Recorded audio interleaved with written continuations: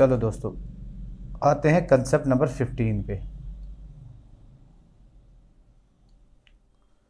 ठीक है, क्या है concept number 15? Empty bottles valuation. Sir क्या होते हैं एम्प्टी बॉटल्स? जो बार्स, होटल्स में, क्लब्स में जाते हैं, पीवी के आते हैं, बोतल उधर ही होती है। तो उन एम्प्टी बॉटल्स की वैल्यूएशन कैसे होगी? ठीक है सर, ठीक है, आ जाए नोट्स पे directly. Empty bottles like in bars, hotels, clubs, pubs, etc should be valued at nominal value of ₹1। ₹1 पे हमें शो करना है। ये किसने गाइड किया है? ICAI guided. तो अब जहां पे भी एम्प्टी बॉटल्स का क्वेश्चन आएगा, valued at ₹1। These bottles are normally collected by some particular entities without incurring any extra cost। सही है। तो एम्प्टी बॉटल्स की वैल्यूएशन एट ₹1 ICAI गाइडेड। सही है सर। चलो आते हैं क्वेश्चन नंबर 39 पे। ये थियोरी क्वेश्चंस हैं, 2 मिनट में निपटेंगे इनको। सही है सर, सही है। चलिए क्वेश्चन नंबर 39 क्या है? Night Limited sells beer to customers. ठीक है, दारू बेचती है। Some of the customers consume the beer in the bars run by night club. Beer पीते हैं। While leaving the bars the consumers leave the empty bottles in the bars. Obviously सारे उधर ही छोड़ते हैं, घर कौन लेके जाता है? खाली बोतल।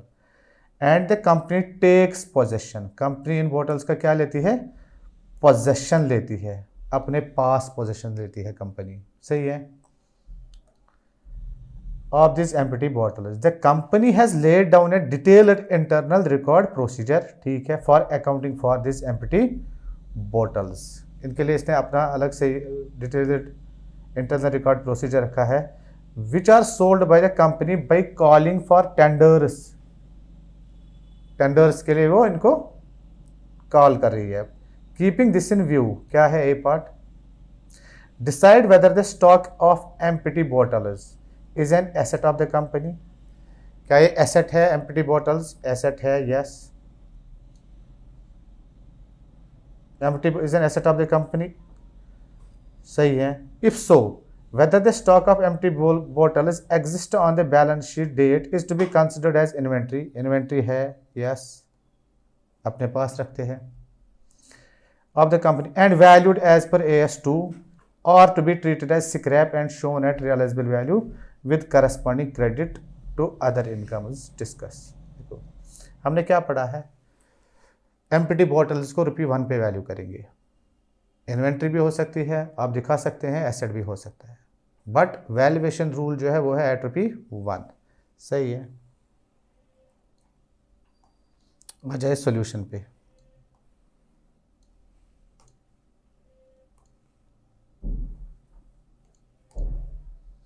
Where the enterprise takes possession of the empty bottles left behind by customers at this bar, it constitutes an asset for the enterprise, being a resource controlled by the company as a result of past events from which economic benefit are expected to flow to it। ठीक है, आपके लिए ये दो चीज़ें relevant है। It is in the nature of inventory and it is consumed in the production process, primary packing of beer। ठीक है।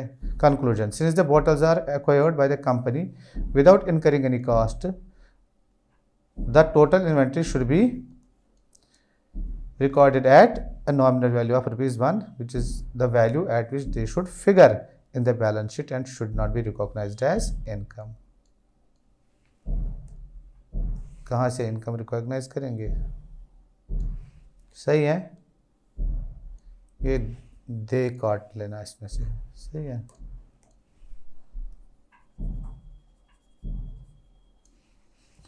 Question number 40।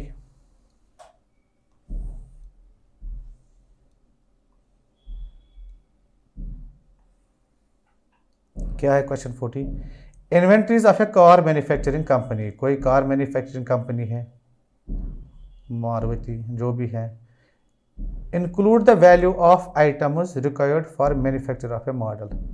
इन इन्वेंट्रीज में क्या रखा है इन्होंने, कुछ आइटम्स जो मॉडल कोई मैन्युफैक्चर करने में लगता था, तो रॉ मटेरियल ही था, ठीक है, रॉ मटेरियल जो इसको बनाने में लगता था इस मॉडल को, which was removed from the production line 5 years back, तो उसको उन्हें रिमूव किया था, ठीक है, प्रोडक्शन बंद हुई होगी, एट कॉस्ट प्राइस, ठीक है, as an auditor give your comments. ये कॉस्ट प्राइस पे कहाँ से रख सकते हैं, ठीक है, 5 साल पहले इनको क्या किया गया है, रिमूव किया गया है, तो इसके लिए क्या होना चाहिए, रियलाइजेबल वैल्यू, वो ऑब्वियसली है वो कॉस्ट से लो आएगा, कॉस्ट से लो आएगा, रिमूव किया तो इसके लिए रियलाइजेबल वैल्यू देखेंगे, उसके लिए क्या होगा। Question number 40, As to provide is that the cost of inventories may not be recoverable if those inventories which are damaged have become partially fully obsolete or if their selling price have declined। वो तो decline हुआ ही है, ये आपके लिए आपके लिए ज़रूरी है। The auditor should examine whether appropriate allowance यानी provisions has been made for defective, obsolete, damaged inventories in determining the NRV। Having regard to this NRV of inventory items whichever was removed from the production line 5 years back is likely to be much lower than the cost। वो सीधी सी बात है। As shown in the books of accounts, thus it becomes necessary to write down the inventories at NRV। बस ये line आपको ये है, इसको NRV पे लिख लो। सही है सर, सही है। आज आप क्वेश्चन नंबर 41 पे क्या है, audit paper. Growmore private limited is a wholesaler, क्या है, wholesaler in food and other आर्गो products, has valued the year end inventory of net realisable value on the ground that AS2 does not apply to inventories of the agricultural products. यह आपको out of scope अभी आएगा next topic, ठीक है।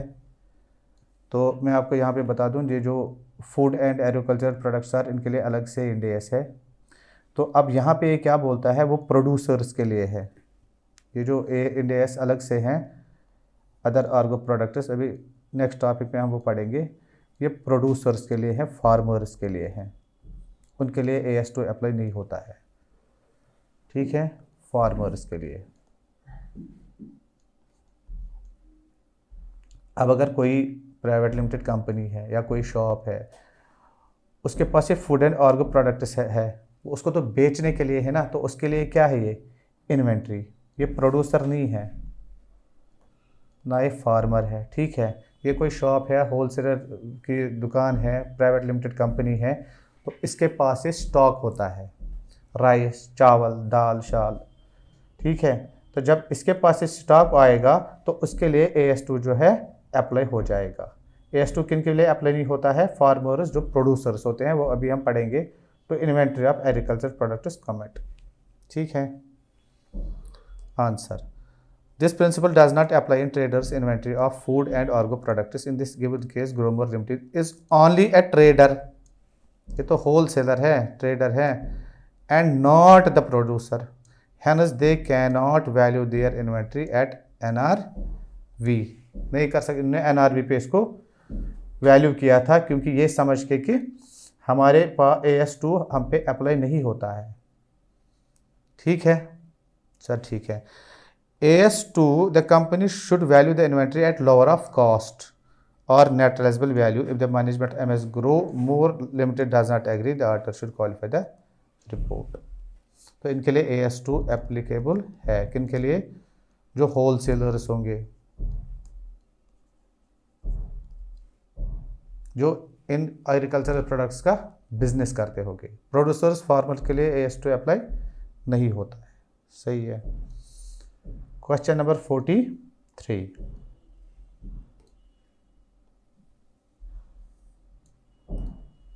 ए company is engaged in manufacture of electronic products and systems, ठीक है, business है एक कंपनी का, मैन्युफैक्चर करना इलेक्ट्रॉनिक प्रोडक्शन सिस्टम्स।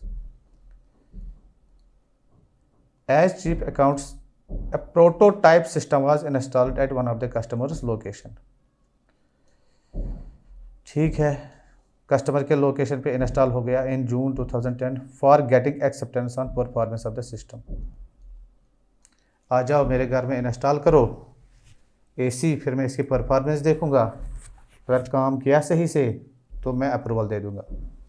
तो यह है गुड्स ऑन अप्रूवल बेसिस। ठीक है, ठीक है। जब अभी हम सेल नहीं मानेंगे, सेल तो नहीं मानेंगे ना, अभी तो इन्वेंट्री ही है। The chief accountant has stated that as an ownership of the system installed for field trials was vested with the company. Ownership इन्हीं के पास है for accounting and control purposes. ठीक है। The prototype system installed customers location in 2010 was capitalised. Capitalise कैसे कर सकते हैं, ये तो इन्वेंट्री है इनके लिए, इनका काम ही है ये बेचना इलेक्ट्रॉनिक्स आइटम्स। तो ये इसको प्रॉपर्टी प्लांट इक्विपमेंट ये कहाँ से दिखाएंगे, प्रॉपर्टी प्लांट इक्विपमेंट, इनको क्या दिखाना है, ये inventory. In the accounts for the year 2011 at it is brought out cost, नहीं, state whether the accounting treatment adopted by cost और NRV whichever is lower, cost और NRV लोअर। ये इनके लिए इन्वेंट्री है, नॉट कि they cannot capitalise it. 43 इधर आ जाओ, ऊपर की लाइन आप खुद पढ़ेंगे, वो कुछ है ही नहीं। Fixed asset is an asset held with in the intention of being used for the purpose of producing और प्रोवाइडिंग गुड्स और services and not held for sale. ये तो सेल के लिए है इधर, in the normal course of business. ठीक। Accordingly, the system installed by the company at customer's site for its acceptance based on the field trials of the system is an item of inventory.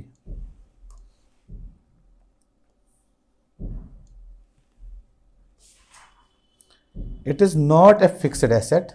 Installation of such prototype system at customer's site for their acceptance is a kind of sale of goods on approval basis. Therefore, the capitalization of such prototype system at its brought out cost is not correct. सही है sir, सही है। Theory question से 2-3 छोटे छोटे, ये तो आपको खुद सेल्फ स्टडी के लिए है, तो अब थोड़ा सा मैंने ही कराया, क्या दिक्कत है।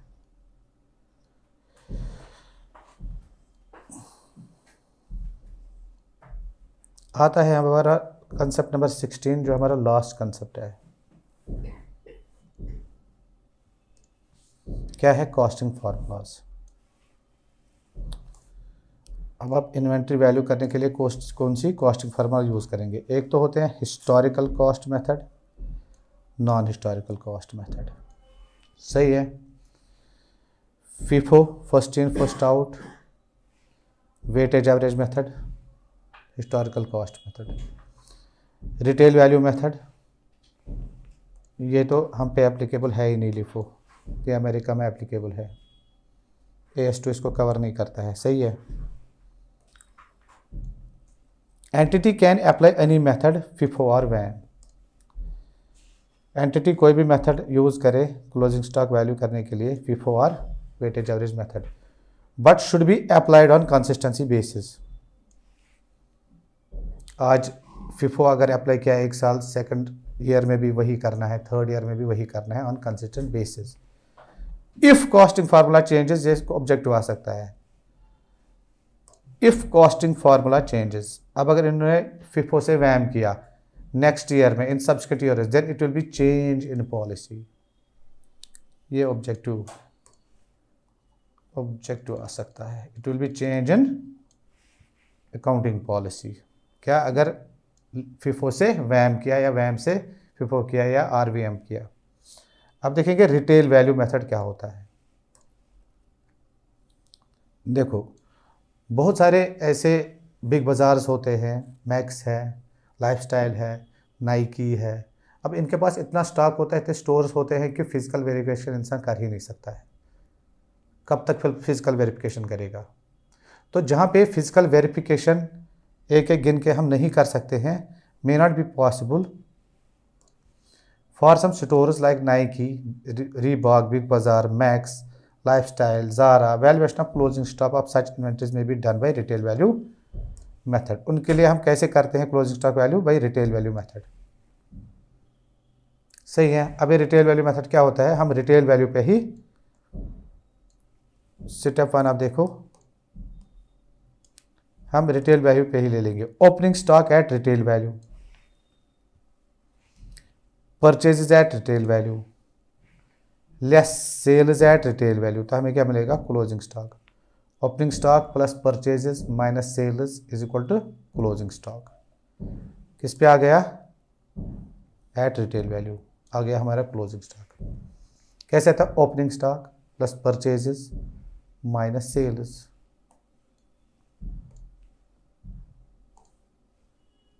T form balance sheet, opening stock, purchases, sales, closing stock. ये और ये करेंगे प्लस, इसमें से करेंगे माइनस सेल्स, तो क्या निकला? Closing stock. सही है सर? सही है।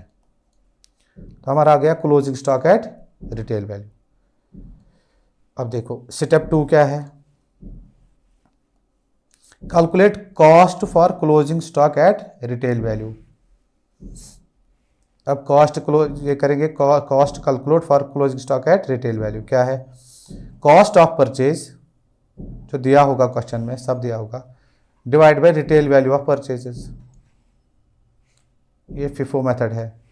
जो कॉस्ट होगा परचेजेस का divide by retail value of purchases multiplied by closing stock at retail value, जो हमने ऊपर निकाला। ये opening stock plus purchases minus sale is equal to closing stock at retail value. FIFO में क्या करेंगे? कॉस्ट ऑफ परचेजेस जो होगा divide by retail value of purchases into multiplied by closing value of closing stock at retail value. ठीक है, अभी example से समझ आएगा, बहुत इजी है। वेटेज एवरेज में क्या करेंगे? इसका ओपनिंग प्लस परचेज का वेटेज लेंगे। Total cost of opening stock plus purchases, total cost जो ओपनिंग स्टॉक प्लस परचेज से दिया होगा। Total retail value opening stock plus purchases multiplied by closing stock at retail value. ये आ गया हमारा वैम। ठीक है, वेटेज एवरेज मेथड। आज पहले इस पे करते हैं हम question.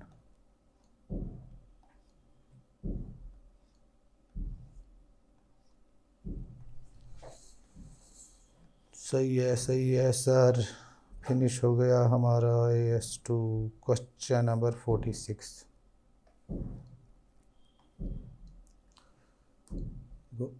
From the following data find out value of inventory as on 30 April को हमें इन्वेंट्री देखनी है। किससे? FIFO method, weightage average method. सही है। कब देखना है? 30 अप्रैल पे। क्या है? परचेज ऑन 1 अप्रैल कितने? 10 units at the rate 70 per unit. Sold on 6 April, sales 6 units at 90 per unit. Purchase on 9 April 20 units at 75। Sold on 18 April. तो opening stock plus purchases minus sale is equal to closing stock. आ जाओ, calculation of closing stock in units क्या है? Total units purchases कितने किए? एक तो किए ये 10,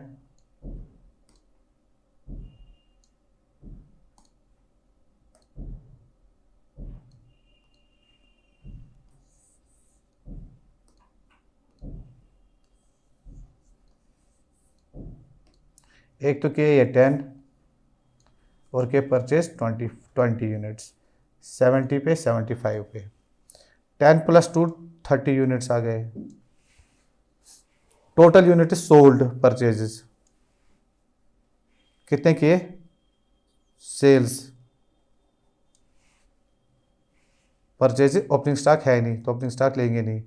परचेजेस माइनस सेल्स 20, तो क्लोजिंग स्टॉक क्या आया? 10 यूनिट्स। सही है सर? सही है। इधर देखें, calculation of cost of closing stock. अब क्या आएगा cost of closing stock? FIFO के under FIFO we will take closing stock from last lot of purchases. ठीक है,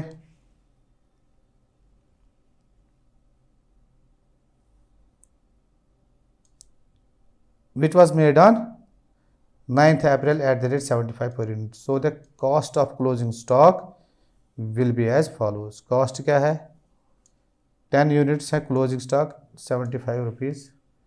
ये जो 10 यूनिट्स है इसमें कॉस्ट क्या है 75। तो फीफो में क्या है, हम क्या मानते हैं, जो लॉट पहले आया वो पहले जाएगा। तो जो क्लोजिंग स्टॉक बचा होगा, जो लास्ट में हमने गुड्स लाए होंगे लास्ट डेट पे, तो वही तो आएगा ना। ठीक है,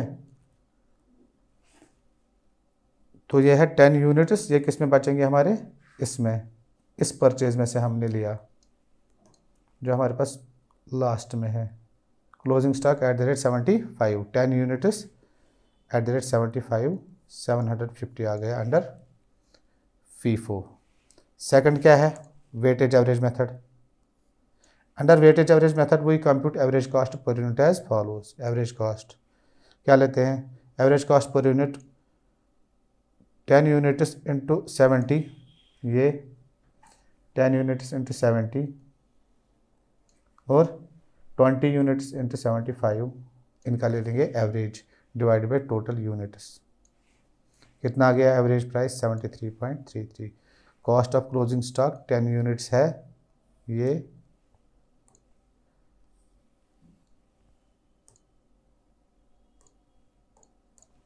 टेन यूनिट्स है मल्टीप्लाइड बाई,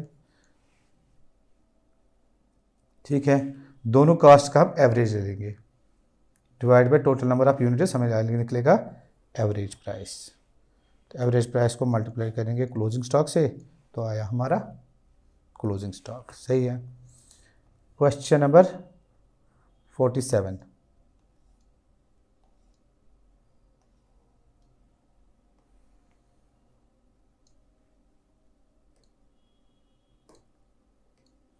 क्वेश्चन नंबर 47 क्या है, HP is a leading distributor of petrol. ठीक है, a detailed inventory of petrol in hand is taken when the books are closed at the end of the each month. At the end of the month the following information is available. क्या है, sales है 4725,000, general overhead cost है 125, inventory at beginning कितनी है 1 lakh litres, कितना cost है 15। फिर है परचेजेस, जून 1 2 लाख लीटर्स एट ये प्राइस पे, जून 30 1 लाख लीटर्स इस प्राइस पे, क्लोजिंग इन्वेंट्री कितना है 1.30 lakh. Compute the following by FIFO as per AS2। क्या, value of inventory on 30 June, amount of cost of goods sold for June, profit and loss for month of June. क्या दिक्कत है,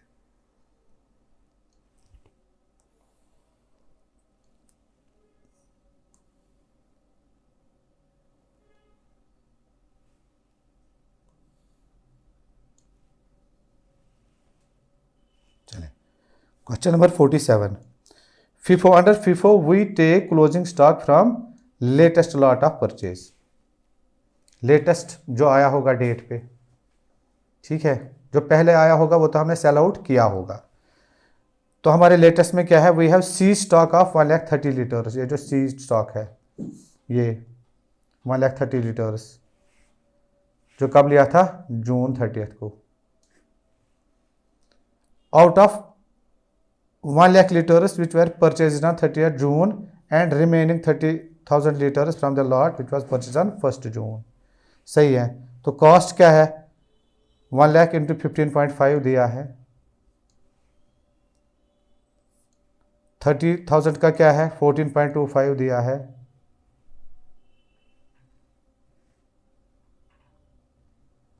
ये है।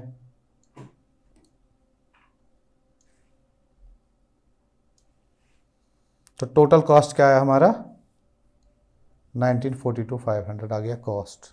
तो आप क्या करेंगे, calculation of cost of goods sold. इनका कॉस्ट ऑफ गुड्स सोल्ड क्या है, ओपनिंग स्टॉक ये आ गया, परचेजेस टोटल क्लोजिंग स्टॉक में करेंगे माइनस, तो हमें क्या आएगा, cost of goods sold. Opening stock plus purchases cost पे माइनस करेंगे क्लोजिंग स्टॉक, तो हमें क्या मिलेगा, cost of goods sold, COGS। सही है, सही है। Second calculation of profit, profit is equal to sales minus COGS। Sales तो दिए है, इनका प्लस कर लो, माइनस कर लो 125 जो खर्चा लगा है, ये है 125, तो हमारा प्रॉफिट कितना आया, 677,500। सही है,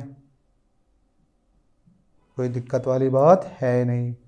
हमारा लास्ट क्वेश्चन है भैया, last question of this standard. Question number 48, Shri Ganesh operates a retail business for financial year for the following data is given. क्या है, वैल्यू ऑफ ओपनिंग इन्वेंट्री दिया है, at retail price, at cost, calculate the cost of closing stock if the sales made during the period is 2 lakhs, apply weightage average method. Retail price भी दिया है, cost पे भी दिया है, तो हमें बस 2 मिनट लगेंगे। आ जाओ, वैल्यू ऑफ क्लोजिंग इन्वेंट्री किसके बराबर होती है, opening stock plus purchases minus sales, opening stock plus purchases minus sales, हमें क्या मिलता है, closing stock. At retail price क्या है, ओपनिंग स्टॉक क्या है, ये दिया है 80 प्लस 140 परचेजेस माइनस सेल्स दिए हैं, तो हमारा क्या आ गया, 20,000 क्या आ गया हमारा closing stock. Average percentage of the cost of retail price क्या है, टोटल एवरेज कॉस्ट जो होगा, total average retail value divided by 80,000 plus 140, ये है एवरेज प्राइस निकालेंगे। तो इसका कॉस्ट है 60, इसका 120 डिवाइडेड बाई करेंगे 80 प्लस 140, तो हमें निकलेगा इसका 81.82% क्या है, कॉस्ट। तो 100 में से अगर हम माइनस करेंगे 81.82%, तो बचेगा क्या, 18.18%, वो क्या है, profit margin.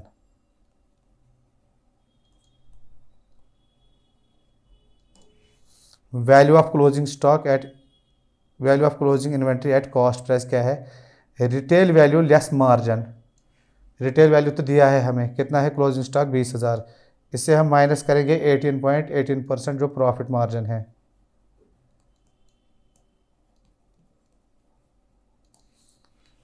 Is equal to answer है 16,364।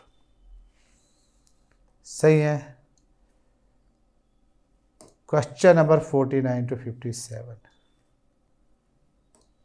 Homework.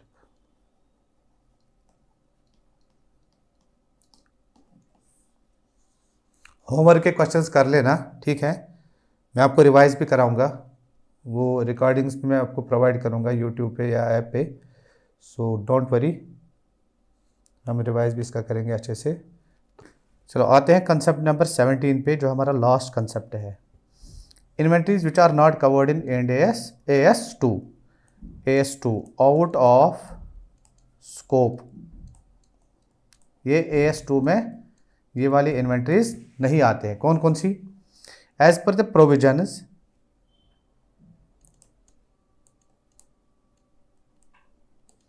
as per the provisions of AS2 can be applied on all types of inventories except the following inventories। इन पे नहीं लगता है AS2 क्योंकि इनके लिए अलग से स्टैंडर्ड्स है, ठीक है। मिनरल ऑयल जो होते हैं, ओर्स, नेचुरल गैस निकालते हैं, और अदर नॉन रीजेनरेटिव रिसोर्सेज, इसमें कौन सा लगता है, इंड AS 106। सही है, बस आपको ये ओवरव्यू रखना है, बाकी हम पढ़ेंगे जब फाइनल में आओगे। सेकंड, एग्रीकल्चर एक्टिविटीज़, ये इंडिया AS2 में नहीं आते हैं। कौन कौन सा? Crops, live stock, ETC। India 41 farmers producers पे। अब अगर यही स्टॉक किसी शॉपकीपर के पास है, उसने स्टॉक बना के रखा है, तो उसके लिए इन्वेंट्री है AS2 एप्लीकेबल होगा। फार्मर्स प्रोड्यूसर्स के लिए नहीं होगा। वैल्यूएशन ऑफ कंस्ट्रक्शन कॉन्ट्रैक्टर्स, उसके लिए AS7 है।